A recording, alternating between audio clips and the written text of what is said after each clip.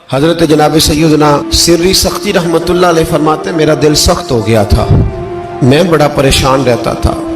حضرت معروف کرخی رحمتullah علیہ کی بارگاہ میں کئی دفعہ عرض کی، میں نے کہا بابا میں اس کا کیا کروں، یہ سخت ہو گیا، مہینوں ہو گئے یہ اللہ کے خوف میں نہیں رویا، سالوں بیت گئے حضور کی نعت سن کے نہیں رویا، اب تو کتنا وقت گزر گیا ہے، اسے مدینے جانے کے لیے بھی رونا نہیں آتا، حضور یہ سخت ہو گیا ہے، کوئی رحمت کی نظر ہو، خشکی سی آ گئی ہے، عجیب سی میل چڑھ گئی ہے۔ فرماتے کئی دفعہ میں نے خواہش کا اظہار کیا۔ ایک دن عید کا دن تھا تو حضرت معروف کرخی نے ایک چھوٹا سا بچہ انگلی کے ساتھ لگایا ہوا تھا تو حضرت آ رہے تھے، تو میں نے کہا حضور آپ کدھر سے آ رہے ہیں، یہ بچہ کون ہے؟ فرمانے لگے یتیم ہے۔ سارے بچے عید والے دن اخروٹ کے ساتھ کھیل رہے تھے، بیچارے کے پاس اخروٹ کوئی نہیں، تو حضور آپ کیا کریں گے؟ تو حضرت معروف کرخی کہنے لگے پیسے تو میرے پاس بھی کوئی نہیں اخروٹ خرید کے دینے کے، میں یہاں سے کھجوروں کی گٹھلیاں چنوں گا، وہ گٹھلیاں بازار میں بک جاتی ہیں، میں یہ گلیوں سے گٹھلیاں چنوں گا اور چن کے میں کہیں بیچوں گا، اور جب میں انہیں بیچوں گا تو پھر یتیم کے لیے 2-4 اخروٹ خریدنے کے قابل ہوں گا، پھر میں اسے اخروٹ خرید کے دوں گا۔ پتہ نہیں کہاں کی بات سنا رہا ہوں میں آپ کو، اور پتہ نہیں کہاں کا ذکر کر رہے ہیں بابا جی۔ بچہ یتیم ہے، بچے اخروٹ سے کھیل رہے تھے، اس کے پاس اخروٹ کوئی نہیں۔ بابا آج کا پیر تو معرفت کی بات کرتا ہے، تو یتیم کے لیے گٹھلیاں چننے چلا ہے۔ آج کا پیر تو کہتا ہے میں اے سی والے کمرے میں بیٹھ کے تمہیں بڑا عرش کے اعلیٰ کی بات بتاؤں گا، یتیم کے لیے گٹھلیاں چننا، مدرسے کے طلباء کی نوکری کرنا،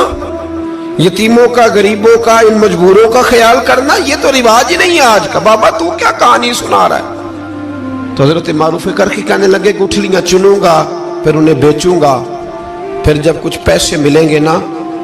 تو میں اسے اخروٹ خرید کے دوں گا، اور فرمانے لگے جب یہ اخروٹ سے کھیل کر ہنسے گا نا تو اللہ میرے دل کو سکون عطا فرمائے گا۔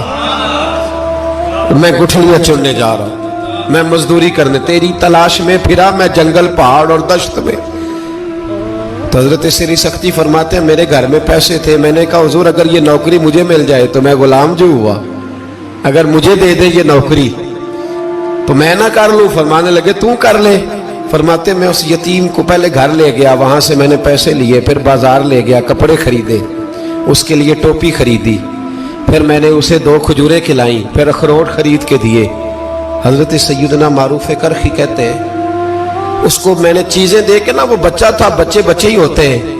میں نے جب اسے اخروٹ دیے تو وہ دوڑنے لگا، میں بھی ہلکا ہلکا پیچھے چلنے لگا۔ فرماتے ہیں وہ جا کے بچوں کے گروہ میں مل گیا، وہاں درجنوں 20 بچے کھیل رہے تھے، وہ مل گیا، وہ کھیلتا رہا۔ آپ فرماتے ہیں لوگوں اس دن میرے رب نے میرے دل کو اپنے قرب کی لذت بھی عطا کی، اور میرا دل تھا میرے سینے پر ساری رات، تھا میرے سینے میں میرا دل، پر ساری رات میرے نبی کے قدموں کا طواف کرتا رہا ہے۔ اب نہ لگ گیا ہے، پاک ہوئے تے پاک بھی ملدا ہے، اے بنا پاکوں پاک نہیں ملدا۔ سادے وجود نو تون دے نالوں اکو تولا ٹکڑا دل دا، دل لگا کے، دل لگ جائے تو پھر وہ لگ جاتا ہے۔ آپ یقین کریں لگتا ہے تو مزہ دیتا ہے، اور جب تک لگتا نہیں پھر کوئی بھی کیف سرور حاصل۔ امام زین العابدین رضی اللہ تعالیٰ عنہ مولا علی شیر خدا کے پوتے، امام حسین کے صاحبزادے، سیدہ پاک کی پیاری نسل، امام زین العابدین گھر میں نماز پڑھ رہے تھے، غور کرنا بات پہ، گھر پہ نماز پڑھ رہے تھے، گھر میں آگ لگ گئی۔ جب آگ لگی ہے تو پھر شور بھی ہوتا ہے، کچھ لوگوں نے شور مچایا، آگ آگ آگ، دور دراز سے لوگ دوڑے، آپ کا ایک چھوٹا بچہ بھی پاس سویا ہوا ہے، آگ لگ گئی، شور ہو رہا، دور دراز سے لوگ پانی لے کے دوڑ رہے ہیں، آگ بجھائی جا رہی۔ امام صاحب نماز پڑھ رہے ہیں، حکم ہے کہ ایسی ایمرجنسی دیکھو تو نماز توڑ دو، پر اس کے لیے جو دیکھے ہی نہ، جسے سوجے ہی نہ ہو کیا رہا۔ امام زین العابدین پڑھتے رہے، نماز مکمل ہوئی تو آپ کی زوجہ کہنے لگی اللہ آپ پہ رحم کرے، گھر میں آگ لگ گئی تھی، سارا محلہ، سارا گاؤں، سارا شہر ٹوٹ پڑا، بچہ سویا ہوا تھا، آپ نے توجہ ہی نہیں کی۔ تو آپ فرمانے لگے ہلکی سی بن بناہٹ ہوئی تھی میرے کانوں میں، پر میں اللہ کی نماز پڑھ رہا تھا، پر میں اپنے رب کی،